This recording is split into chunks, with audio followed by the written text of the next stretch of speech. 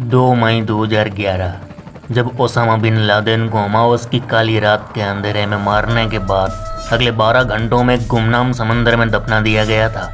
Osama को गुमनाम समंदर के बीचों बीच जब दफनाया गया तो जिस ताबूत में ओसामा की लाश रखी गई थी उसी ताबूत में 136 किलो वजनी लोहे की जंजीरें रखी गई थी।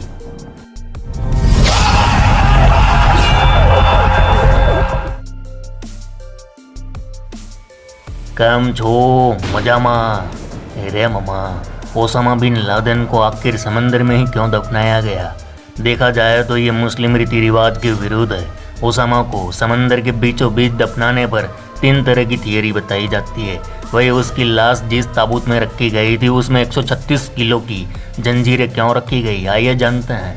पहली थियरी है कि ओसामा बिन लादेन अपने ही देश सऊदी अरेबिया में बैंड था, इसलिए उसे वहां दफनाने 1 इंच भी जमीन नहीं मिली। अब आपके मन में सवाल होगा कि ओसामा तो सऊदी अरब के एक अमीर बाप का बेटा था, तो आखिर उसे बैंड क्यों किया गया था? यही नहीं, ओसामा के पिता खूब धार्मिक थे, बेशुमार दौलत, यहाँ तक कि जब सऊदी में महंगाई बढ़ गई, अफसरों को वेतन देने के पैसे नहीं थे, तब ओसामा के पिता ने ही अपनी खुद की जेब से कई गवर्नमेंट अफसरों की 6 महीने की तनख्वाह दी थी। तो फिर सवाल है, इतना पैसा, इतना धार्मिक होने के बावजूद ओसामा को बैंड क्यों किया गया? ओसामा को अपनी जन्मभूमि सऊदी में बैंड करने की थियरी को समझने के वास्ते थोड़ा पीछे जाना पड़ेगा। 1957 में लादेन का जन्म सऊदी अरब के जेदा में यमनी कंस्ट्रक्शन कारोबारी मोहम्मद बिन लादेन के घर हुआ था। मोहम्मद सऊदी के किंग फैजल के करीबी दोस्त थे और उनका bin Laden group Mecca Medina की मस्जिदों के रिनोवेशन के कॉन्ट्रैक्ट लेता था। 1968 में पिता की मौत के बाद 13 साल की उम्र में लादेन और उसके भाइयों को $300 मिलियन की संपत्ति विरासत में मिल गई।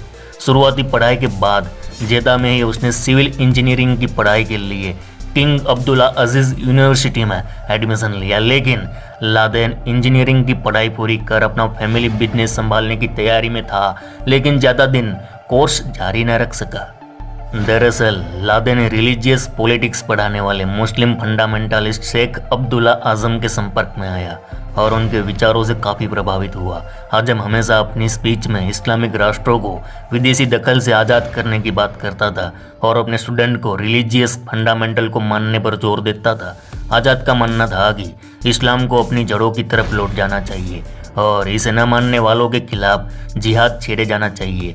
1980 के दशक में विद्रोही समूह मुजाहिदीन ने सोवियत यूनियन और अफगान सेना के खिलाफ युद्ध छेड़ दिया। इससे पहले 1970 के दशक में ही लादेन कट्टरपंथी गुटों से जुड़ चुका था। लादेन इस युद्ध में अफगान लड़ाकों के सहयोग के लिए पेशावर पहुंच गया और उन्हें सऊदी की ओर से आर्थिक मदद भी दिलवाने लगा। यहाँ लादेन ने अरब और अफगानियों और उनकी फैमिली को मदद पहुंचाने के लिए द बॉस नाम से एक संगठन बनाया, जिसे बाद में अलकायदा का नाम दिया गया। और देखते ही देखते 1984 में पेशावर में उसने अपना एक बेस भी खड़ा कर लिया, जहां वह डायरेक्टली अपने लड़ाकों को ट्रेनिंग देता था।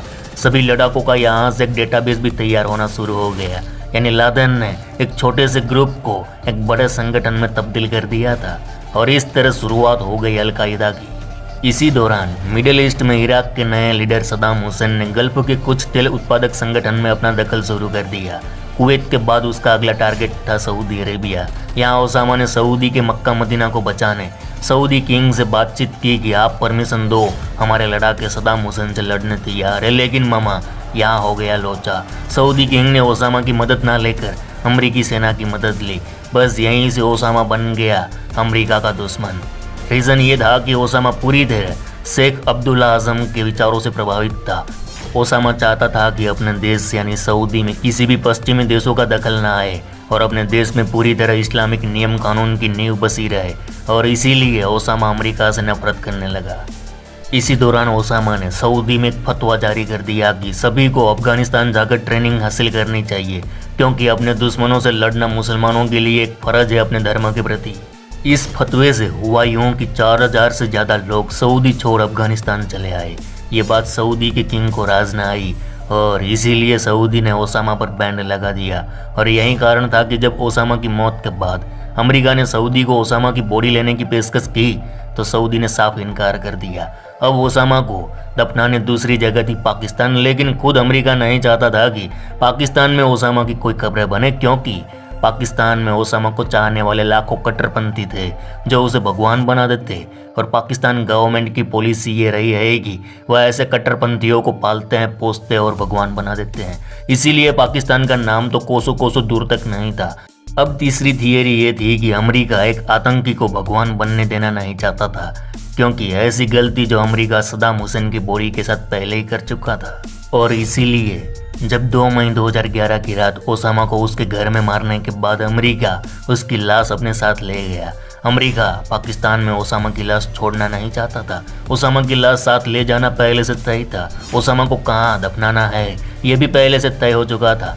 लाश साथ ले जाने के लिए पहले से सारी तैयारी हो चुकी थी। पाकिस्तान के एबटाबाद में ओसामा को मारने के बाद उसकी लाश काले रंग के एक बैग में डाल दी गई। इसके बाद उसकी लाश को ऑपरेशन में इस्तेमाल हेलीकॉप्टर में रखकर अफगानिस्तान में अमेरिकी एयरबेस तक ले जाया गया। यहाँ ओसामा की बॉडी का मेडिकल चेकअप हुआ। यहाँ से ओसामा की मौत के 12 घंटे बाद अरबियन समंदर में इंतजार कर रहे अमेरिकी विमान वाहक पोत USS कार्ल विंसन तक ले जाया गया।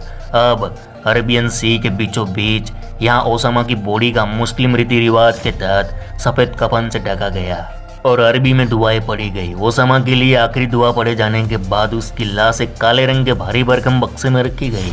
लोहे के इस बक्से का वजन काफ़ी ज़्यादा था, मगर इसके बावजूद लाश के साथ उसी बक्से में 300 पाउंड यानी कुल 136 किलो वजनी लोहे की जंजीर भी रखी गई। इसके बाद उस काले रंग के बक्से को समंदर में फेंक दिया गया।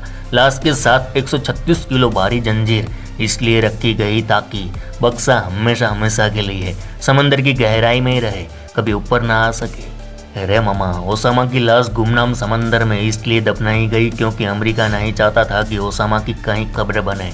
अमेरिका को डर था कि ओसामा बिन लादेन को जहाँ भी दफनाया जाएगा वह जगह जिहादियों के लिए शहादत की निशानी बन जाएगी।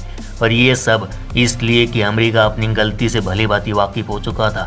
कौन सी गलती तो सुनो मामा। 9/11 हमले के बाद जब अमेरिकी सरकार ने इराक के राष्ट्रपति सद्दाम हुसैन पर टेररिस्ट को केमिकल और बायोलॉजिकल हथियार सप्लाई करने का आरोप लगाया, उस वक्त सद्दाम हुसैन इराक में लाखों लोगों की हत्याएं करवा रहा था। सद्दाम को रोकना खूब जरूरी था और इसलिए अमेरिका ने सद्दाम को उसी के ठिकाने से रातों रात गिरफ्तार किया। इसके बाद इराक की नई सरकार ने सद्दाम पर कोर्ट केस शुरू कर दिया। आखिर में 2006 में उसे फांसी की सजा सुना दी गई। इसके बाद खुद अमेरिका सद्दाम की दफन विधि के लिए उसे इराक लेकर आया। इराक लाने के बाद इस्लामिक रीति रिवाज का सम्मान करते हुए अमेरिका ने सद्दाम की बॉडी उसके जन्म स्थान टिकरिक में दे दी, जहाँ उसे दफन कर दिया गया। लेकिन इस दफन विधि के दौरान वहाँ 4 दिन का कर्फ्यू चल रहा था। इसके बावजूद भी हजारों लोग सड़कों पर उतर आए। आगजनी फायरिंग की सैकड़ों घटनाएं हुई और उस दिन के बाद सद्दाम की कब्र जिहादियों के लिए शहादत की एक बड़ी मिसाल बन गई और हर साल लाखों जिहादी वहाँ जाते हैं, उसे एक मिसाल के तौर पर देखते हैं। बस सद्दाम के बाद लादेन के केस में अमेरिका ऐसी गलती दोबारा नहीं करना चाहता था और यही वजह है कि उसे चुपचाप समंदर में दफना दिया गया। अरे मामा, वीडियो अच्छा लगा हो तो चैनल को सब्सक्राइब जरूर करें, इससे हमारा हौसला बढ़ेगा। चलो इस गुज्जू भाई का राम राम, मिलते हैं फिर।